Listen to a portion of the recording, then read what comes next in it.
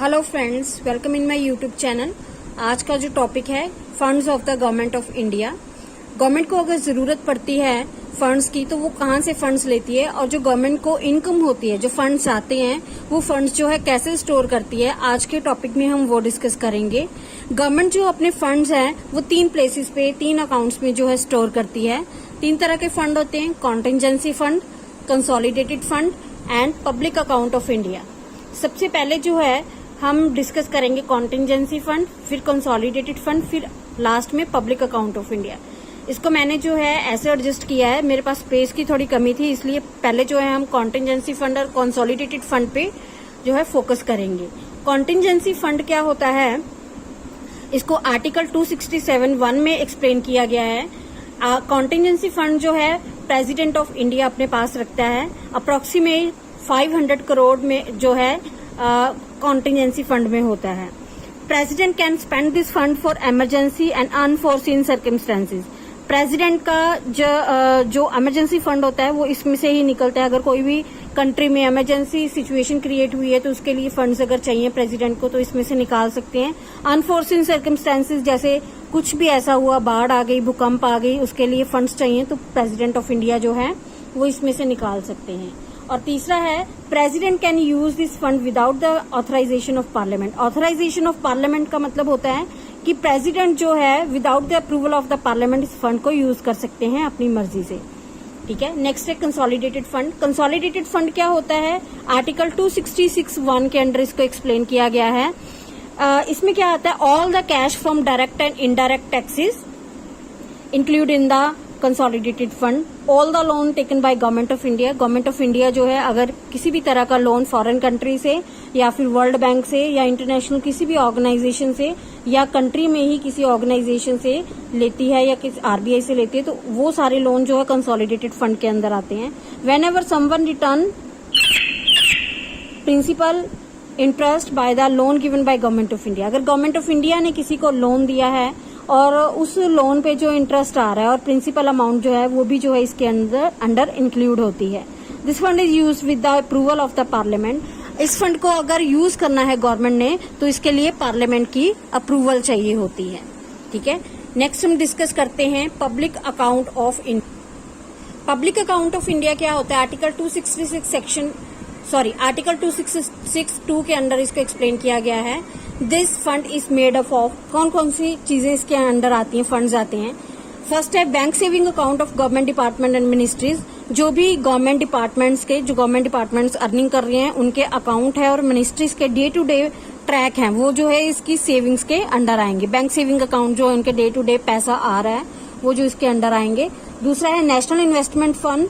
National investment fund का मतलब जो डिसइन्वेस्टमेंट से पैसा आ रहा है। अब डिसइन्वेस्टमेंट का मतलब क्या होता है, डिसइन्वेस्टमेंट का मतलब होता है अगर गवर्नमेंट जो है कोई भी अपना शेयर, कोई प्रॉपर्टी बेच देती है, जैसे स्टॉक मार्केट के भी अगर अपना स्टेक बेच देती है किसी और को तो वो जो है डिसइन्वेस्टमेंट होती है। मतलब अपनी किसी चीज को प्राइवेटाइजेशन कर देना वो जो है डिसइन्वेस्टमेंट होती है। अपना शेयर निकाल लेना, that is called disinvestment.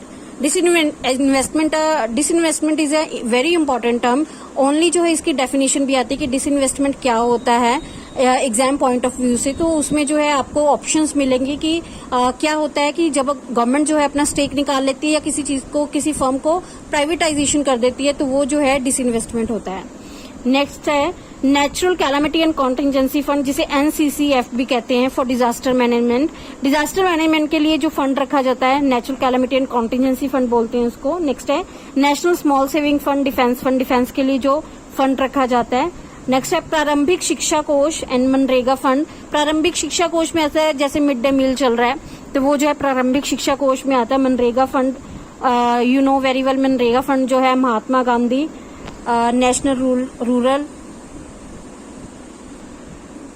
Employment guarantee जो है फंड होता है ये, तो ये 2009 में शुरू हुआ था, महात्मा गांधी जी का नाम दिया गया था। उससे पहले ये ओनली नरेगा फंड था, national rural employment guarantee fund. तो अभी जो है 9 में इसके आगे महात्मा गांधी जी का नाम ऐड कर दिया गया। नेक्स्ट है provident fund, postal fund, insurance. इन सबसे जो इनकम आ रही है पोस्टल से, इंश्योरेंस से, प्रोविडेंट फंड से, वो जो है इसके अंडर आता है। This fund is also use without the permission of the parliament.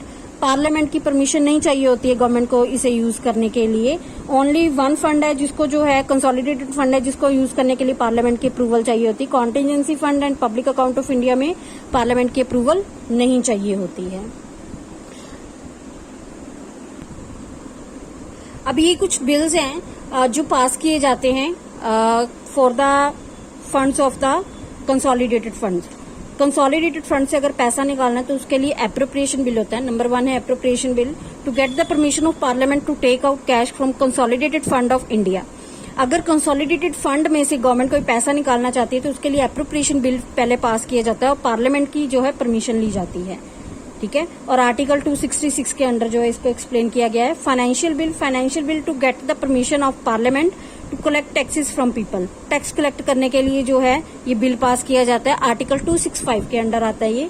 Annual financial statement, ये तो ऑलमोस्ट आपको पता ही होगा। एनुअल फाइनेंशियल स्टेटमेंट जो है बजट को बोलते हैं। आर्टिकल 112 के अंडर इसको एक्सप्लेन किया गया। Article 112 is very important, budget का आर्टिकल है। एनुअल फाइनेंशियल स्टेटमेंट इसको बोला जाता है।